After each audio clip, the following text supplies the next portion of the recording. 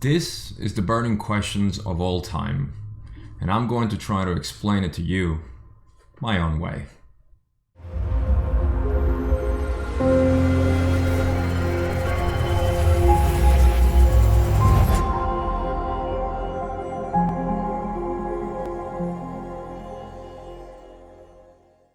Okay, before I start, little disclaimer here.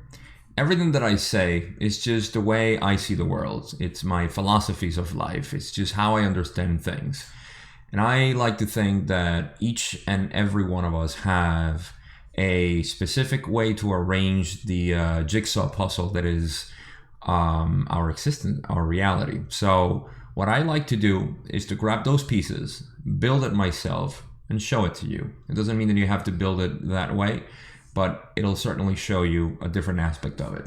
So with that being said, the point is that anything that I say here is just my opinion. It's just what I think. And I actually believe it's very important for you to disagree with me, because that will create a contrast as opposed to just believing anything that I say. It's not that I'm about to tell you anything that you don't know already, but that's the disclaimer I need to have. Before we start explaining what I think is the creation or the creator, which is what made everything, and is the burning question, actually, to be honest, that everybody has, and there's a reason for that. And the reason is meaning. We'll get to that. So with that, we have to start with the most accepted form of God that if you ask out there, people are going to tell you. The external God, or the external creator. That means that there is an entity that is separate from us, that has been watching us all the time, that created everything, and that sits in judgment, basically, to anything that we do, because we need to be measured to some degree. If you are in my generation, and most likely if you're watching this video, is because you don't agree with this concept. And this is the old notion that we have a paternal figure. Of course, it has to be male, and it creates everything, but it kind of retains us in this little bubble of the universe. Now, this concept started to get a little out of hand because people were not buying it, and religions started to lose a lot of power. And this started creating also now the idea that if the external God was not being accepted by the public, then we needed to have something else. That other thing was science, and science created a lawmaker. There needs to be a lawmaker that created this universe the way it is. But not too long after they started creating this idea, of course, they had to rip it away from the creation itself because it didn't make sense. However, we retain the laws of physics and everything that just happens in the universe. And because of that, now we have a model that is basically dead. There's a universe that is dead inside, and it will eventually, through heat decay, will end up as a big vacuum of nothingness, because the model predicts that we're going to have heat death in the end, which means that no movement at all will exist in the universe. That has its own flaws. I'm not even going to get into that. But those are the concepts that we kind of have in the general Western world. Either the external creator that is sitting in judgment and believes that we are separate from it, and that's just basically it. You know that story.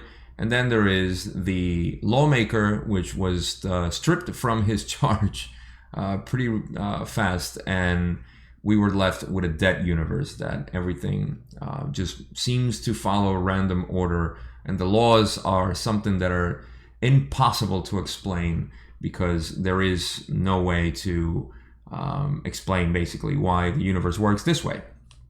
Now, I want to get into what I call the intelligent field. And if you watch The Law of One, of course, you know that intelligent infinity kind of has the same idea, but I want you to picture the idea of an intelligent field. And this has to do with the fabric of reality, at least the fabric of reality that we know. And we could get into other stuff, but It's not really necessary. This reality, as we know it, needs to have a field, which is where everything exists, space and time. Matter, of course, is what we know as the creation, and our biggest question always has been, where does matter come from? In fact, that's the whole point of science. It's explaining what is matter, because everything that exists that we can perceive and we can measure is matter. So that's the quest, to find out where did matter originate, and how, and why does it follow these patterns. That's the real science that's behind the understanding of the universe, not in terms of philosophical ways or theological ways, but just pure measurements, just strict observation of how matter behaves. Now, this field, this intelligence field that exists, is what's causing everything. And if you want to picture this in this way, everything in the universe is reacting to this intelligent field, from the quantum particles that exist, the subatomic particles, the molecules, and the organisms. They're all following patterns that are easily measurable, and we know that they have a certain coherence with the environment. Where are these patterns coming from? Now, this is what I like to call that there is an information part into the intelligence field, which is the same thing. So this information is telling what is energy and what we perceive as energy, because we know that everything is energy, how to behave. It's almost like a blueprint for energy to move, because as the creator, being something that we can't really perceive yet, but we'll get to that, is the idea that there is a force creating and maintaining everything. And that force, we don't know where it comes from. Well, let's assume that there is this intelligent field. And this field, like I said, is telling energy, which is the one thing that exists in the universe and nothing else, at least the observable universe. It's telling energy how to behave. From the photon to the subatomic particles to atoms to molecules to DNA, so on and so forth.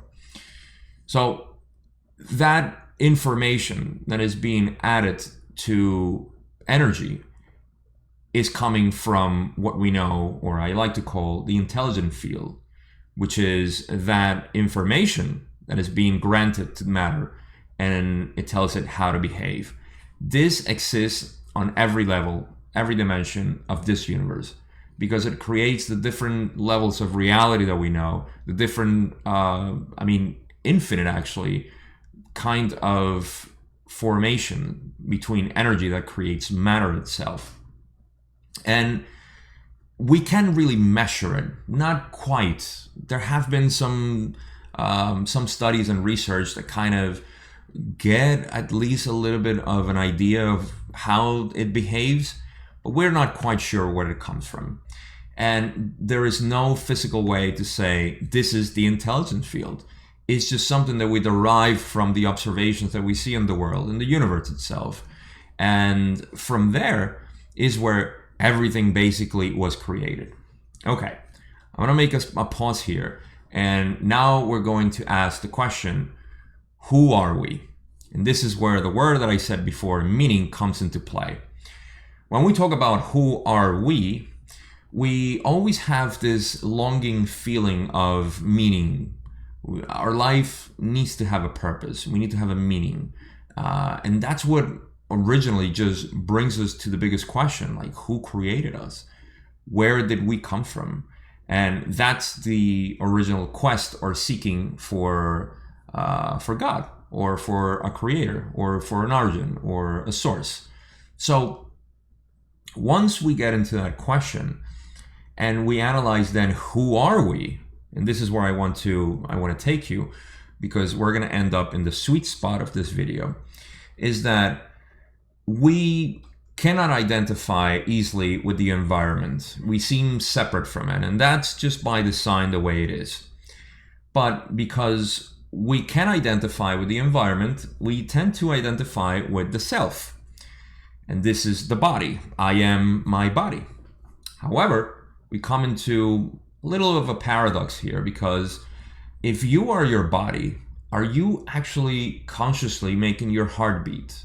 Are you consciously making your blood flow, your lungs fill, your pancreas secrete insulin? I mean, all the processes in the body, you are not in control of that.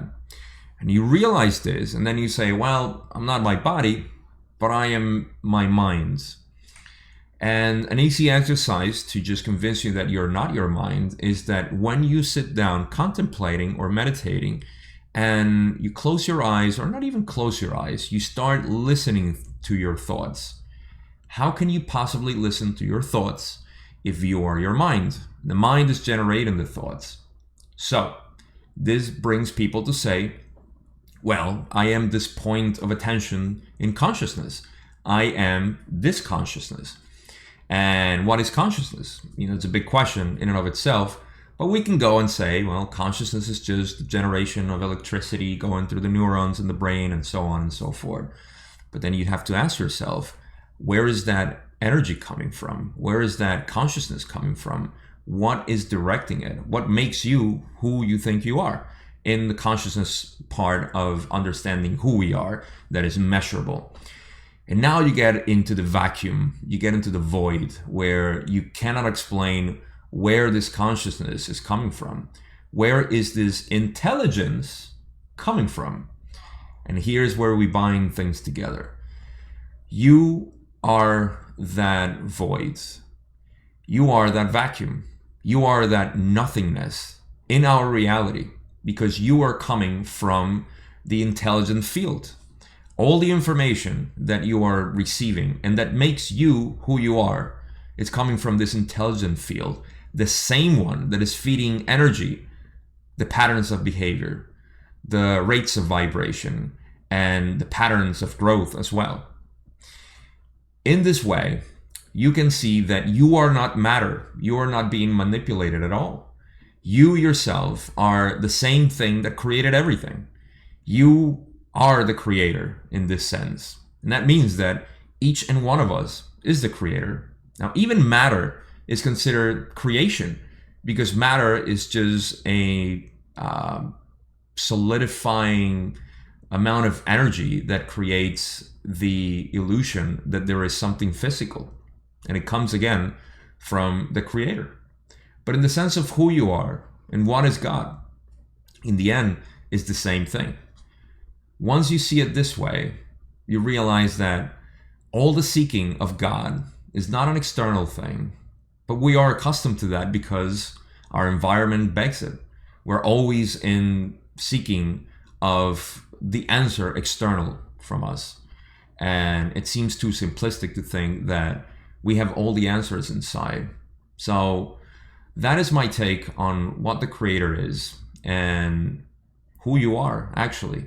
Because in this way, you can see that there is no more seeking. All you need to do is just find yourself and you'll find the creator in you. And this is just my way of seeing God.